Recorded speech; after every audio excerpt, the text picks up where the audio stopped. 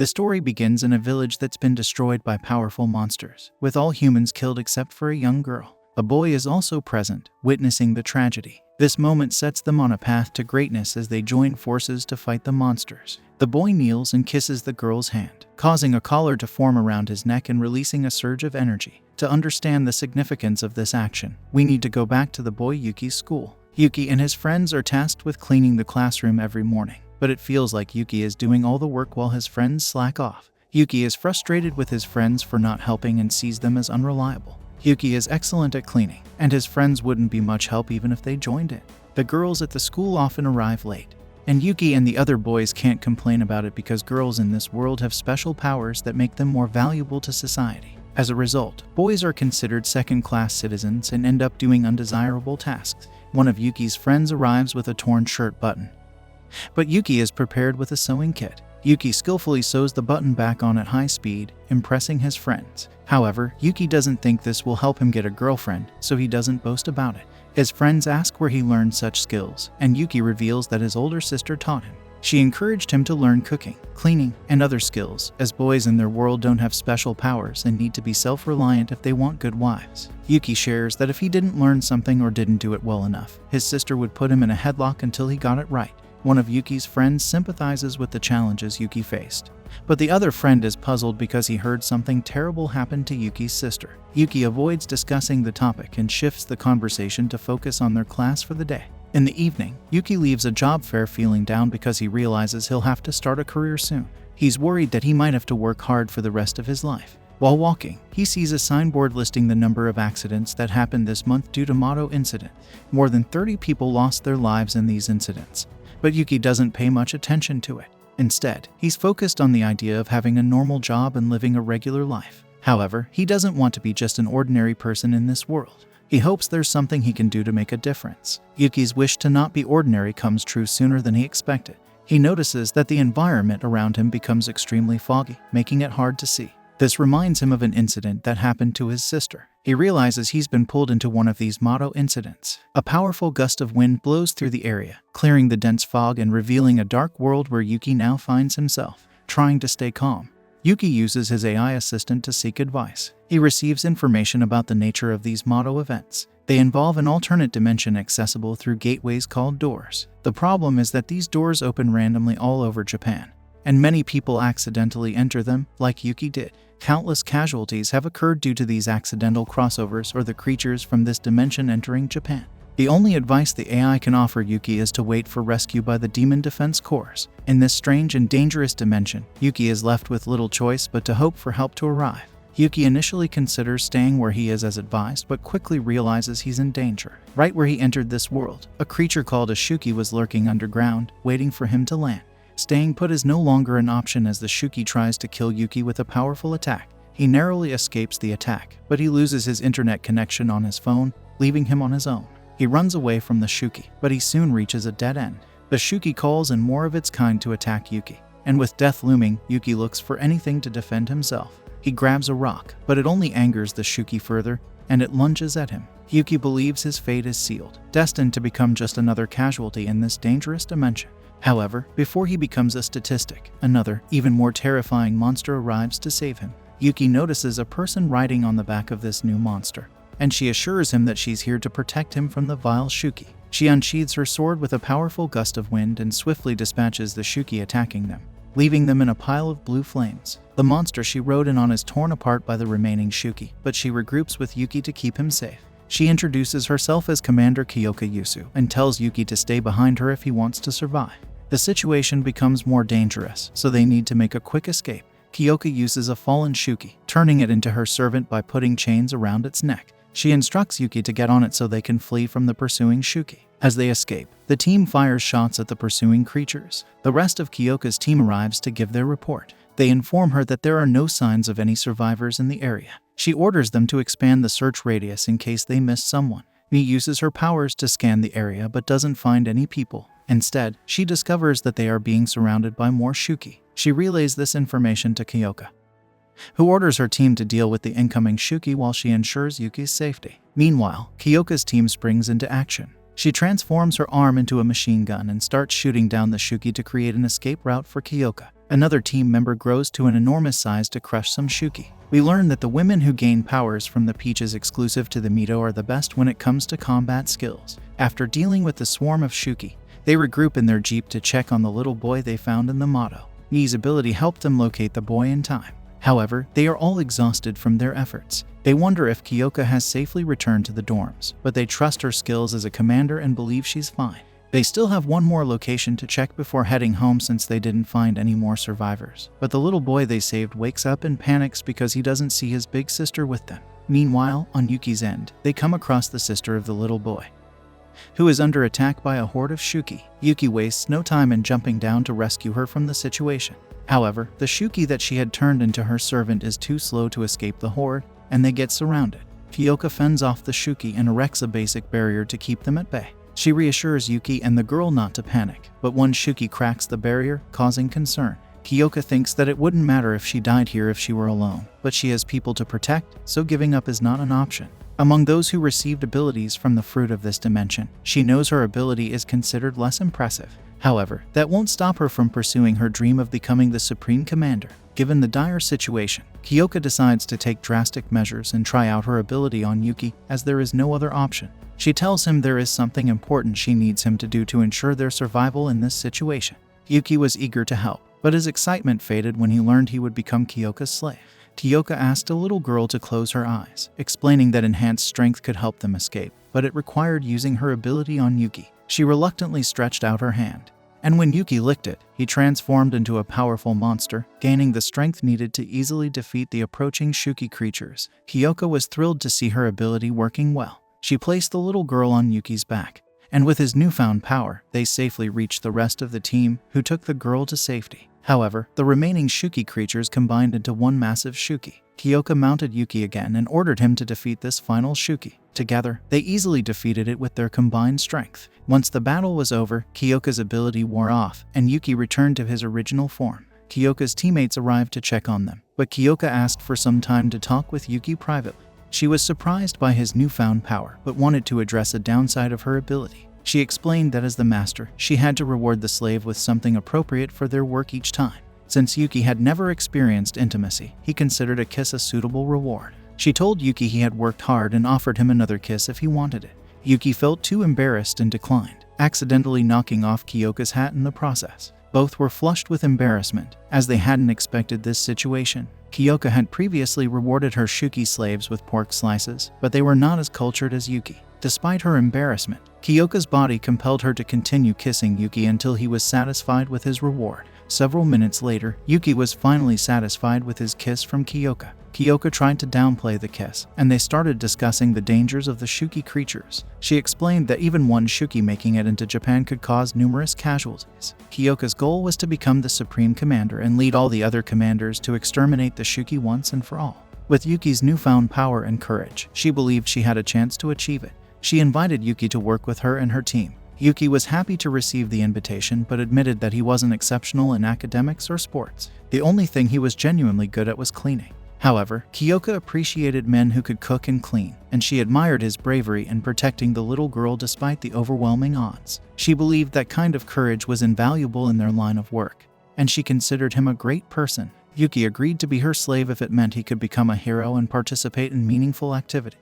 Plus, he looked forward to receiving cultural rewards from Kyouka after each mission. Kyouka took Yuki to the head office of her defense force, where he had anticipated becoming an official member. However, he learned that men were not allowed to join the defense force. Instead, he was assigned the role of caretaker for the team, essentially becoming their janitor. The girls had mixed reactions to having a male presence, but they had no reservations about delegating their work to him. After finishing his cleaning duties, Yuki looks around and feels something's off about the place. It's not as nice as he thought. Suddenly, out of nowhere, a Shuuki, a kind of monster, tries to jump him. But Yuki's lucky. He's got this barrier that blocks the Shuuki's attack. Just in time, Mii shows up to make sure Yuki is okay. She tells him that they're in a part of Mato that's known for bad luck, especially the southwest area where they are. In Mato, there's a bigger chance of bumping into Shuukis than in other parts. Mato isn't your ordinary place. It's like a different world as big as Tokyo, split into 8 parts. Each part has its own team to fight off demons. Mii thinks of herself as Yuki's teacher, but Yuki finds it weird to have a kid as his boss. Yuuki tries to put that thought aside when he notices a Shuuki just hanging around. It's awkward. Ni tells him it's not a big deal, just a small Shuuki, and they should ignore it. But Himari doesn't think the same. She gets all action hero and starts shooting at the Shuuki with her Gatling gun like she's in a video game. This makes Yuuki worried because they almost got caught in the crossfire. Himari, however, is like, if I wanted to hit you, you'd be full of bullets by now. Then she tells Yuuki to start making dinner and reminds him he's there because Kyouka asked him to be. Yuuki starts thinking how tough it is to be a caretaker and feels like someone might be watching them. That night, Yuki's cooking skills are the talk of the dorm. Everyone's loving his dishes, even the usually grumpy Himari, who's asking for seconds. Yuki's feeling pretty awesome with all the praise, and he stays positive even when they remind him about his other jobs. He gets back to work, but deep down, he remembers his dream of being a hero, not just a handyman. Yuki's kinda bummed about doing chores all day and shares his feelings, but Kyouka tells him she'll call him for battle when needed. She wants him to keep up with the housework for now. When Yuuki tries to stand up for himself, Himari jokingly threatens to chop off his head. Kyouka knows having a guy as a caretaker might be weird for some, but Yuki's a cleaning pro and crucial for her powers. She asks everyone to be kind to Yuuki and jokingly warns him about stepping out of line. That night, Shushu, who can shrink herself, mistakenly thinks Yuki's peeping on the girls. She threatens to tell the boss and even snaps a photo as evidence. Shushu's been watching Yuuki because she's curious about him. Yuuki tries to explain he was just cleaning, but Shushu's not buying it. Yuuki figures she's after blackmail, but Shushu's just stirring up drama for fun. She wants Yuuki to be her personal helper. Yuuki ends up cleaning her room, but fails to delete the photo. Shushu then makes him do her laundry, snapping another tricky photo. Yuki's feeling down, thinking he's being bullied, when he sees Kyouka and Himari training outside. Suddenly, a Shuuki shows up, and Kyouka takes this chance to teach Himari some moves. She totally wipes out this monster, leaving Yuuki and Himari in awe. Yuki's mind blown by Kyouka's power, and realizes he never wants to upset her. Ni pops in, saying she'll be staying with Himari for a meeting, so Yuki's left to watch over the dorm with Shushu. That evening, Shushu demands a massage from Yuuki. She opens up about growing up fatherless, and coming to Mato for adventure, even if it's dangerous. They end up playing video games, and Yuuki, feeling confident, bets he'll win. But Yuuki keeps losing, and even loses his shirt in the process. Just as they're in the middle of their games, a giant Shuuki attacks the barrier. Yuuki thinks they should avoid it, but Shushu reveals her power to grow huge. The two of them rush outside to face the Shuuki. Yuuki is doing his best to keep up, but the situation quickly escalates as giant monsters prepare to fight. However, Shushu effortlessly grabs and slams it into the ground, displaying her immense strength. Yuuki watches in awe as Shushu sends the monster soaring, then punches it down and crushes it under her feet. Exhausted from her gigantic form, Shushu shrinks back to a more manageable size, but her victory is short-lived. Another massive, blob-like monster attacks her, merging with more Shuukis to grow even larger. Shushu realizes the danger and attempts to grow bigger to end the fight, but something goes wrong, and her powers fail. The monster sees this opportunity, capturing Shushu and landing a heavy punch. Yuuki, feeling powerless, can only watch as the giant monster gains the upper hand. He desperately wishes he could transform, but without Kyouka, it seems impossible. Then he remembers how he transformed when he touched Kyouka's hand with his lips. In a flash of inspiration, Yuuki races to the laundry room, attempting to initiate his transformation by kissing Kyouka's glove. Although it partially works, he knows he needs a stronger reaction. Desperate, he tries her shirt, transforming his foot, and eventually finds her boots. He hesitates, questioning the implications of his actions. Meanwhile, Shushu is struggling in the battle, her body nearing its limit. Yuuki, now partially transformed, rushes to her aid, determined to make a difference. Shushu manages to immobilize the monster, presenting Yuuki with an opportunity. With a mighty kick, Yuuki obliterates the monster's head, turning the tide of the battle. Shushu is concerned about Yuki's recklessness, fighting at half strength, but Yuuki was motivated by her earlier taunts. After the fight, Kyouka tends to Yuki's injury, a consequence of his forced transformation. The others tease him for his brief combat stint, but Yuuki defends himself, acknowledging his inexperience with his powers. He wonders about repairing the barrier, but Kyouka explains that barriers around important areas have self-repairing abilities, as long as the damage isn't too severe. Yuuki comes to a realization. He connects the dots to an earlier Shuuki attack, understanding more about what happened. Meanwhile, Kyouka is busy tending to Yuki's back. The process is excruciating, and Yuki can't help but wonder if this painful treatment is his reward for defending the dorm. Kyouka, not one to mince words, reprimands Shushu for underestimating their enemy. As a consequence, she orders Shushu to assist Yuki with his chores. However, once they're alone, Shushu reveals her trump card, more incriminating photos of Yuki. She declares that she'll continue to be his boss, leaving Yuki to ponder over his increasingly complicated predicament, and if he'll ever be free from her control. In another dorm, a barrier is shattered, signaling trouble. Another Demon Force team arrives on the scene, quickly assessing the situation. One of them instructs the others to inform their commander of this development. Meanwhile, a girl from the team braces herself for battle, only to realize that her opponent is no ordinary Shuuki. The monster effortlessly bypasses her attack, capturing the two fleeing members. The beast then reveals its true form, throwing the first girl off balance. As she faces imminent danger, a mysterious lady appears, commanding the Shuuki to halt its actions. The lady, exuding authority and mystery, mounts the Shuuki. She reveals her awareness of Yuki's presence in Mato and expresses her intention to visit him. The scene shifts to Yamagata, where Kyouka goes to handle some paperwork, asking Yuki to wait for her outside. Yuki, waiting outside, is surprised they used the 5th Squad's gateway to get to Yamagata, noting it only took 20 minutes to travel there. When Kyouka returns, Yuki is captivated by her casual attire, but keeps his admiration to himself, expressing relief to be back in the real world. Kyouka suggests enjoying the fresh air while they can, as breaks are rare for them, and takes him somewhere. As they walk, Yuki admires Kyouka's beauty and wonders where they are headed. Kyouka doesn't respond but continues leading the way, with Yuki following. Meanwhile, Shushu is searching for Yuki in the dorms. Ni informs her that Yuki left with the commander earlier, and Himari had taken them to the Yamagata passage during her patrol. Realizing the date, Shushu figures out where Kyouka has taken Yuki. The scene then moves to Yuki and Kyouka at a cemetery. Kyouka recounts an incident at Mount Gassen in Oikawa, where dozens of Shuuki entered their world. She vividly remembers one powerful Shuuki with a single horn, which she calls Unicorn. The Demon Defense Force eliminated all the Shuuki that day, but Kyouka discovered the Unicorn escaped back to Mato. She expresses her determination to settle the score with Unicorn and prepares Yuki for the inevitable confrontation.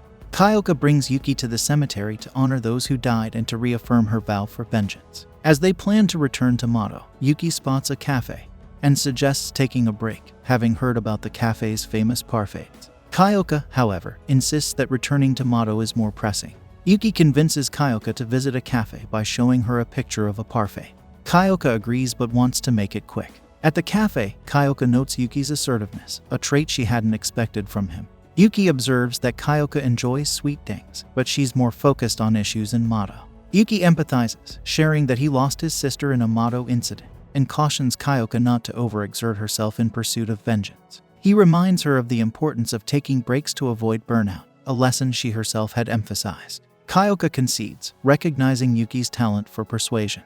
When their parfaits arrive, Kyouka finds it delicious. Yuki, watching her smile, reminisces about happy times with his sister. He also enjoys his parfait, but their moment is interrupted by an emergency call from Mato.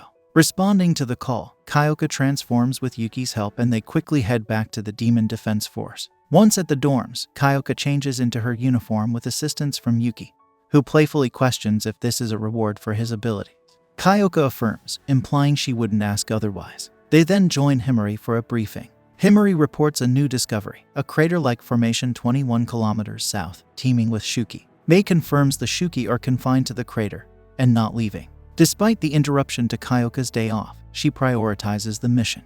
The team prepares to set out, with Kyouka utilizing Yuki's speed for transportation. Shushu is impressed by Yuki's speed, but Himari dismisses it, saying he's just a wild animal. Kyouka and Yuki are the first to arrive at the scene with the Shuuki. Yuki suggests they start clearing them out, but Kyouka advises patience, planning to use their squad's teamwork for the task.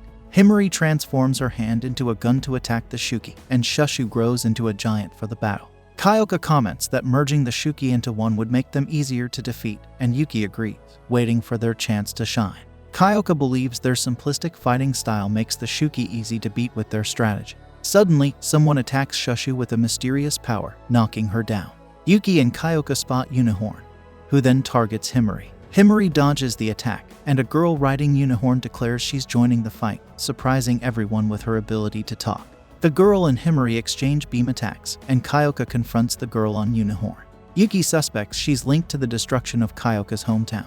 Kyouka clarifies the girl isn't a Shuuki and asks her identity. The girl claims she's the Demon Defense Force's archenemy and inquires about her handsome younger brother. As Yuuki and Kyouka engage Unicorn and the girl in battle, she reminisces about her brother's transformation from a devoted follower to a rascal as they grew up. The girl overpowers Yuuki and Kyouka, fondly recalling disciplining her brother. Yuuki wonders if the girl is a Shuuki or something else entirely, noting she's unlike the others. She's about to reveal her brother's name when interrupted by a giant Shuuki, which she defeats with a deadly glare, reminding Yuuki of his sister. Kyouka suspects the girl might be their supreme commander, but the girl dismisses her knowledge of Mato. Their fight continues, with the girl using her beam attack to distract and capture Yuuki. Upon examining Yuuki closely, the girl shows surprise. Kyouka seizes the moment to free Yuuki and injure the girl, who then attempts to flee. Kyouka is furious after the encounter with the girl on the unicorn and vows to inflict the same fate on her that she did to the villagers. However, she refrains from pursuing her when she sees Yuuki defending their squad from the remaining Shuuki. Kyouka decides to assist Yuuki, and then calls for a retreat, reflecting on how her anger almost cost her squad members their lives. They return to the dorms, where it's revealed that Himari and Shushu have only sustained light injury and will fully recover. Back at the dorms, Kyouka steps over Yuuki and expresses disbelief at the bizarre rewards produced by Yuuki's conscience. Yuuki admits that his own psyche's demands are starting to scare him too. Kyouka mentions she has many questions and comments about their last battle. Yuuki, in turn, has something to report but is hesitant due to their current situation. Kyouka urges him to speak, anticipating that the reward session isn't ending anytime soon. Yuuki apologizes for letting the unicorn escape. Kyouka reassures him that saving their squad mates was more important and thanks him, although Yuuki notes her peculiar way of showing appreciation. Kyouka gets annoyed, reminding Yuuki that this is what his subconscious desires. Kyouka speculates that the humanoid riding the unicorn might be a new type of Shuuki, and is surprised that a Shuuki can speak their language. Yuuki adds that the new species resembled his sister and reacted strangely upon seeing his face, mentioning a search for her little brother. Kyouka suggests that the mention of a little brother might have triggered Yuuki's memories of his sister, noting that the Shuuki also claimed her brother was handsome. Yuuki doubts the description fits him, and Kyouka points out that no one has ever heard of a human becoming a Shuuki. She believes they'll encounter them again, as they won't stop their pursuit. Later, Yuuki is cooking and ponders why the Shuuki, if it is his sister, would attack the Demon Defense Force and how she survived till now. Ni interrupts his thoughts, reminding him that his food is boiling over. After turning off the stove, Ni asks Yuuki to come down, saying she has something to tell him as his superior. She acknowledges Yuuki's efforts in the recent battle and offers to take care of dinner, noting that he must be exhausted. Yuuki graciously thanks Ni but insists on cooking himself, asking her to set the plates. While preparing the meal, Yuuki contemplates confirming if the Shuuki they encountered is his sister during their next meeting. The scene shifts to another humanoid Shuuki named Ni, who scolds Aoba for her actions earlier in the day. Aoba admits she was caught off guard. Coco, another character, heals Aoba's injuries, and Aoba thanks her. Aoba reflects on the encounter with the Demon Defense Force, convinced the Shuuki she saw with them was Yuuki. She is puzzled about how Yuuki ended up in his current state. Meanwhile, Yuuki is taking a bath, mulling over his recent battle with the one-horned Shuuki. Shushu unexpectedly joins him in the bath, expressing her gratitude for Yuuki saving her. She offers to wash his back but warns him not to turn around as she is naked. Yuuki initially suspects Shushu is teasing him and might be wearing a swimsuit. Deciding to catch her bluff, he turns around, only to realize Shushu is indeed naked. Embarrassed, Yuuki rushes out of the bath. Shushu finds the situation exhilarating, her heart racing from Yuuki seeing her nude. As Yuuki moves to the changing area, he runs into Himari, who is about to bathe. Himari becomes furious at his presence and chases him with her hand transformed into a chainsaw. Yuuki tries to explain he used the occupied sign, but Himari argues he should have specified that a boy was in the bath. As she attempts to attack Yuuki, girls from the 6th Squad, led by Tenka Azumo, arrive. Tenka, who gets up close and personal with Yuuki, comments that he must be the slave she's heard about. She asks him to fetch Kyouka for her, indicating her awareness of Yuuki's role within the squad. This brings an end to episode. Subscribe our channel for more anime recaps.